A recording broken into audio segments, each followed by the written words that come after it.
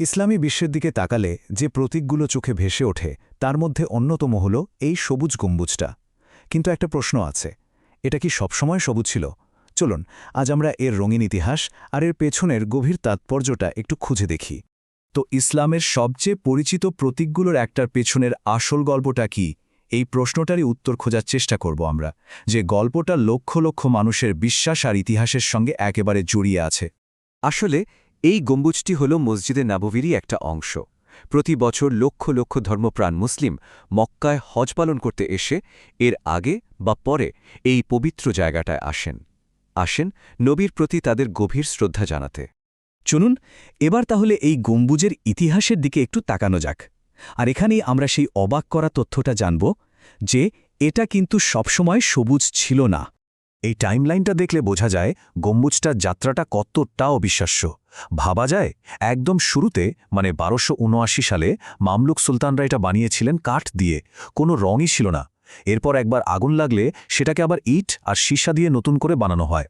আর এখন আমরা যে গম্বুজটা দেখি সেটা তৈরি করেন অটোমান সুলতান দ্বিতীয় মাহমুদ 1818 সালে। আর তারও প্রায় ২০ বছর পর 1837 সালে প্রথমবার এটাকে সবুজ রং করা হয়। সেই থেকে কিন্তু এর এই বিখ্যাত পরিচয়। সত্যি অবিশ্বাস্য। এর বিখ্যাত সবুজ রংটা পাওয়ার আগে এই গম্বুজটা রংবিহীন কাঠ থেকে শুরু করে সাদা, নীল এমনকি রূপালী রঙেরও ছিল। এই যে এত রঙের পরিবর্তন, এটাই কিন্তু এর সমৃদ্ধ আর বারে বারে বদলে যাওয়া ইতিহাসের সবচেয়ে বড় প্রমাণ। আচ্ছা, গম্বুজের বাইরের এই ইতিহাস তো জানলাম, এবার চলুন এর একদম মূলে ফেরা যাক। এই যে বিশাল একটা কাঠামো, এর পেছনের গল্পটা কিন্তু একেবারেই সাধারণ একটা সূচনা দিয়ে। হ্যাঁ, ঠিকই দেখছেন। আজকের এই বিশাল গম্বুজটা ঠিক সেই জায়গার ওপরই বানানো যেখানে একসময় নবী এবং তার স্ত্রী আয়েশার ঘর ছিল। এখানেই তিনি তার জীবনের শেষ দিনগুলো কাটিয়েছেন এবং এখানেই তাকে দাফন করা হয়। একবার তুলনা করে দেখুন, একদিকে আজকের এই বিশাল অলংকৃত আর বিশ্বজুড়ে পরিচিত একটা গম্বুজ, আর অন্যদিকে এর শুরুটা হয়েছিল কাঁচা ইট আর খেজুর গাছের কাণ্ড দিয়ে বানানো খুব সাধারণ একটা ব্যক্তিগত বাড়ি থেকে। কি অদ্ভুত একটা বৈপরীত্য, তাই না? এই উক্তিটা শুনলে সেই বাড়ির ভেতরের জীবনটা যেন চোখে ভাসে। আয়েশার বর্ণনা অনুযায়ী নবী তার নিজের কাপড় নিজেই সেলাই করতেন, ছাগলের দুধ দোহন করতেন, মানে নিজের সব কাজ নিজেই সামলাতেন। তার জীবনযাত্রা ছিল ভীষণ বিনয়ী আর স্বনির্ভর। এই দ্বিতীয় উক্তিটা সেই সময়ের জীবনযাত্রার কঠিন বাস্তবতা আরও পরিষ্কার করে দেয়। ভাবুন তো, একটা মাস ধরেও হয়তো রান্না করার জন্য আগুন জ্বলত না, জীবন চলত শুধু খেজুর আর পানি দিয়ে।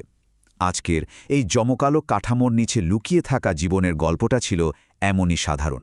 বেশ, এবার চলুন দেখি কিভাবে নবীর সেই ব্যক্তিগত জীবন আর তার ওই সাধারণ বাড়িটা একটা বিশাল স্থাপত্যিক ঐতিহ্যের জন্ম দিল। এখানে একটা গুরুত্বপূর্ণ স্থাপত্যের ধারণা আমাদের বুঝতে হবে, আর সেটা হলো হাইপোস্টাইল হল। মানে এমন একটা ডিজাইন যেখানে অনেকগুলো পিলারের ওপর একটা সমান ছাদ থাকে। আর এই যে বিশ্ববিখ্যাত স্থাপত্য রীতি, এর শেকড় কিন্তু লুকিয়ে আছে নবীর সেই সাধারণ বাড়িটার মধ্যেই।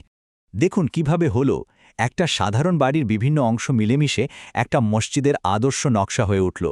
প্রথমে ছিল ব্যক্তিগত ঘর, তার সাথে যোগ হলো একটা খোলা উঠান যাকে বলা হয় সাহান, আর প্রার্থনার জন্য খেজুর গাছের ডাল দিয়ে ছাওয়া একটা বারান্দা। এই তিনটে জিনিস মিলেই তৈরি হলো আরব প্ল্যান মসজিদ, যা পরে বিশ্বজুড়ে হাজারো মসজিদের স্থাপত্যকে অনুপ্রাণিত করেছে। এবার এই গম্বুজের গল্পের একটা বেশ জটিল দিকে নজর দেয়া যাক। এর অস্তিত্ব নিয়ে যে আধুনিক ধর্মতাত্ত্বিক বিতর্কগুলো রয়েছে সেদিকে। এই বিতর্কটা বুঝতে হলে প্রথমে তাওহীদ ধারণাটা জানা দরকার। এটা ইসলামের একেবারে মূল একটা নীতি, মানে ঈশ্বরের একত্ব ও অবিভাজ্যতার ধারণা। সোজা কথায় সৃষ্টিকর্তা এক এবং অদ্বিতীয়। আর তাওহীদের ঠিক উল্টো ধারণাটাই হলো শিরক, অর্থাৎ ঈশ্বরের সাথে অন্য কোনো কিছুকে অংশীদার ভাবা। কিছু কঠোর ইসলামী ব্যাখ্যা অনুযায়ী কোনো কবর বা সমাধিস্থলের প্রতি এমন ভক্তি দেখানো যা প্রায় উপাসনার পর্যায়ে চলে যায়, সেটাকে শিরক হিসেবে দেখা হয়। দেখুন, এই যে ধর্মতাত্ত্বিক বিশ্বাস, এটা কিন্তু শুধু আলোচনার মধ্যেই থেমে থাকেনি, এর একটা বাস্তব প্রয়োগও দেখা গেছে ইতিহাসে।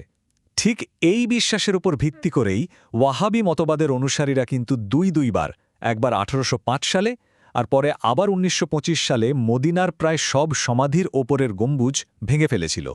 প্রশ্নটা হলো, তাহলে সবুজ গম্বুজটা আজও দাঁড়িয়ে আছে কেন? আসলে সে সময়কার ধ্বংস করার চেষ্টাগুলো হয় প্রযুক্তিগত কারণে সফল হয়নি, অথবা সারা বিশ্ব থেকে এমন তীব্র প্রতিক্রিয়া এসেছিল যে কাজটা থামিয়ে দিতে হয়েছিল। কিন্তু এটা সরিয়ে ফেলার দাবি কিন্তু আজও রয়ে গেছে। যেমন ধরুন, একজন সালাফি পণ্ডিত মুকবিল আল ওয়াদিয়ের এই উক্তিটা, এখানে তিনি সরাসরি কবরের ওপরের গম্বুজ সরিয়ে ফেলার কথা বলেছেন। এই দৃষ্টিভঙ্গিটাই কিন্তু বিতর্কের একটা প্রধান দিক তুলে ধরে। তবে এই দ্বিতীয় উক্তিটা বিষয়টাকে আরও একটু জটিল করে তোলে। এখানে বলা হচ্ছে যে যদিও গম্বুজটা সরিয়ে ফেলা উচিত, কিন্তু সেটা করতে গিয়ে যদি আরও বড় কোনো সামাজিক বা রাজনৈতিক বিশৃঙ্খলা তৈরি হওয়ার ভয় থাকে, তাহলে হয়তো অপেক্ষা করা যেতে পারে। তাহলে এই গম্বুজটা আসলে কি? এটা কি কারো কাছে ভালোবাসার একটা প্রতীক, নাকি স্থাপত্যের এক অসাধারণ নিদর্শন, নাকি একটা গভীর ধর্মতাত্ত্বিক বিতর্কের কেন্দ্র? কোনটা? তাহলে সব মিলিয়ে কি দাঁড়ালো? সবুজ গম্বুজটা আসলে ইসলামী বিশ্বের ঠিক কেন্দ্রবিন্দুতে দাঁড়িয়ে আছে। এটা যে শুধু একটা স্থাপত্য তা কিন্তু নয়, এটা একই সাথে ইতিহাস, সৌন্দর্য, মানুষের ভক্তি আর তার সাথে জড়িত গভীরতম বিতর্কগুলোর এক জীবন্ত প্রতীক হয়ে উঠেছে। এর প্রত্যেকটা ইট, প্রত্যেকটা কণা যেন শতাব্দীর পর শতাব্দীর জমে থাকা গল্প আর অমীমাংসিত প্রশ্নগুলোকে বয়ে নিয়ে চলেছে।